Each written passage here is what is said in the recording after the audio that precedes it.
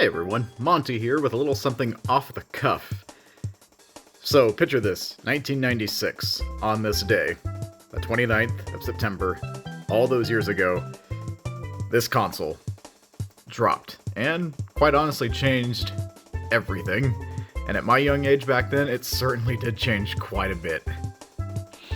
So to properly set the stage, up until then, this is where all the gaming that I had as a child was focused on. We had the Super Nintendo. I was born into this, played my very first games on this, Super Mario World being like the really, really big one, and Yoshi's Island, and just a handful of others at that point.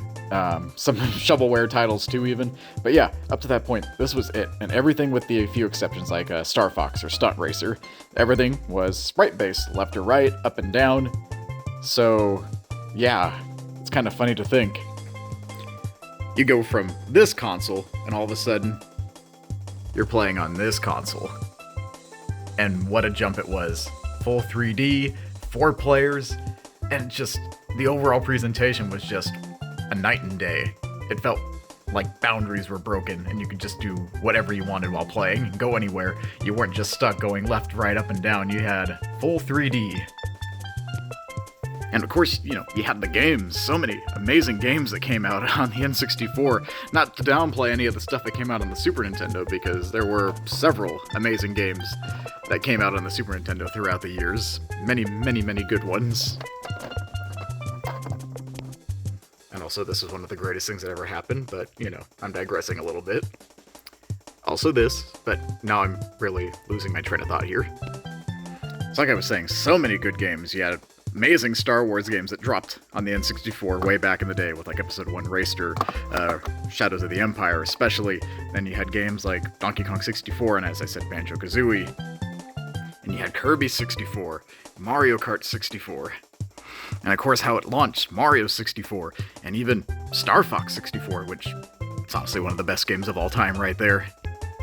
And of course, you certainly couldn't forget, even that one, especially this one. Oh, how it all began so humbly. Oh look, no 64 in the title. Oh, and there was one other that was very important to me. Oh yeah, this gotta be my most favorite game out of all of them. Let's see here, I should fix this a second. Much better. That's art right there. I mean, the whole thing is just a nostalgic trip. Like, this changed so much.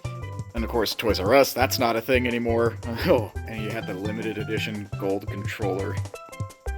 Now, sadly, I can't remember where I sat the thing. I know I still have it somewhere around, and if I find it, I will happily share a little post related to the fact that it does still exist. But, I mean, look at these things. Like, looking back at it, yeah, it makes sense why they were trying to experiment with this. This was all brand new, completely changed how you actually approach controllers, having a third dimension, well, the 3D aspect, and actually being able to go whichever direction, so you had to find a way to make that work. But it looks like something for aliens. It really does. Then you had the little Z trigger on the back and the pack to put in the memory card or the rumble pack. Or even these transfer packs. How many people remember this? We used these especially when we used to play Pokemon Stadium all the time, when we used to have like red and blue and yellow, gold and silver, and stick those in there, and all of a sudden you'd be able to play with your Mons on Stadium. Such a neat little thing.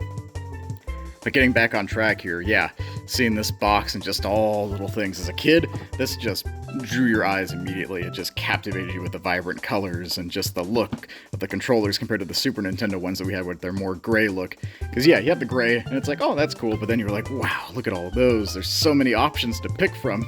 And then, of course, no console is what it is without all the amazing games to tote on the back to make you really want to get your hands on it.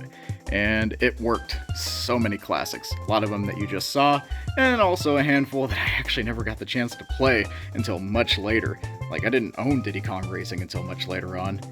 Kind of crazy to think about. GoldenEye. There is an iconic one for a lot of people. That 4-player aspect really meant something back then. And you even get this nice little guide that actually talks about every little aspect of the machine, the controller, and also, if you have technical questions, always important to have that on the table too.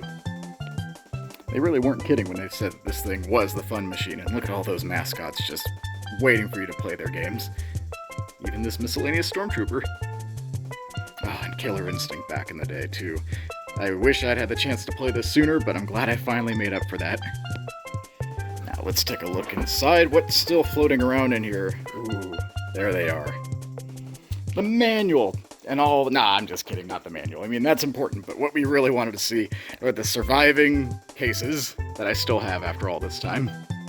Yeah, back in the day when they used to just use cardboard to hold the cartridges inside, which was a double-edged sword. It was really cool to see all these colorful just designs and layouts with all the boxes, but as a little kid, you don't really value the integrity of what's being used to store it, so a lot of them got torn up. This one barely made it, just barely. Here we go. I'm surprised this one is still in such a good, pristine condition.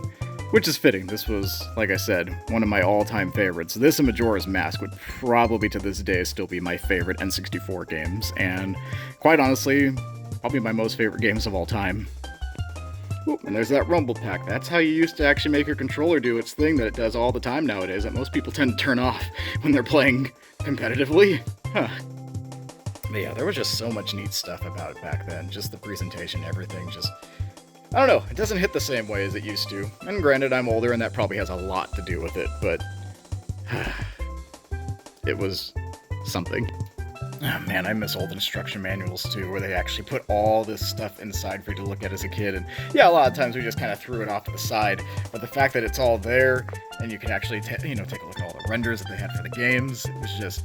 it was an experience. Nowadays, you look at all this stuff online, and it's like, sure, that's fine, but to actually, like, have it in your hands, it's a night and day. It really is. I just realized there's a lot of yellow thematic stuff going on here. Yellow, thankfully, is a very striking color. It certainly worked on us when we saw these boxes, but wow, I forgot how much yellow and red there was. Dang, and even an operation card, too, for Mario Kart? I mean, they were thinking of everything. Shows you all the items and how to actually hold the controller to play the game because this was all brand new, and you weren't using that D-pad anymore when you were playing Mario Kart thanks to 64. No way. Can I still get that free player's guide offer? Yeah, I'm probably a little too late. But yep, even back then, we had Nintendo Power, and that's now a thing of the past too, but it was just so much fun. It felt like gaming was more than just this big corporate machine. It felt like a genuine, just good time all around that just got you excited to play it with all your friends and your family. And yeah, looking back nowadays, being the pioneer of 3D experiences in video games, it's definitely rough around the edges, but like severely rough around the edges. I can't even kid. Like even this, as much as I love it, it's like, yeah, you can definitely see that time has been cruel to early 3D, but it has a charm that I don't think will ever be 100% replicated. Not like sprite art to this day, but it doesn't matter, because these were the games that truly cemented me as being a fan of basically just video gaming. Super Nintendo got me started, but games like Mario 64, Mario Kart, Star Fox 64, I mean, these were the reasons why. I mean, these games were the reasons why I had so much fun. The 4-player aspect, the fact that you could actually play it with so many people, pass the controller around, it was literally a party. Like, because at this point, you can only play with 2 people, or PlayStation, you had to get the multi-tap to be able to do stuff like this, but Nintendo just let it be possible, and it was all the better for everyone for it, being able to play this with my siblings, and my friends, even my parents when they hopped on and played with us every now and again, too. But yeah, so that's me rambling a little bit about why I enjoyed the N64 so much. This console was, as a kid, my everything. Certainly up until the GameCube popped out, but even then, I still found myself going back and playing these games a lot. So, yeah, this was kind of a fun, nostalgic step back. A little off the cuff, like I said, but if you enjoyed it, I might do something similar to this in the future, talking about things that were very impactful in my gaming history, what cemented me as actually being such a huge fan after all these years. But with that, I'll see you on the next one, and until then, farewell.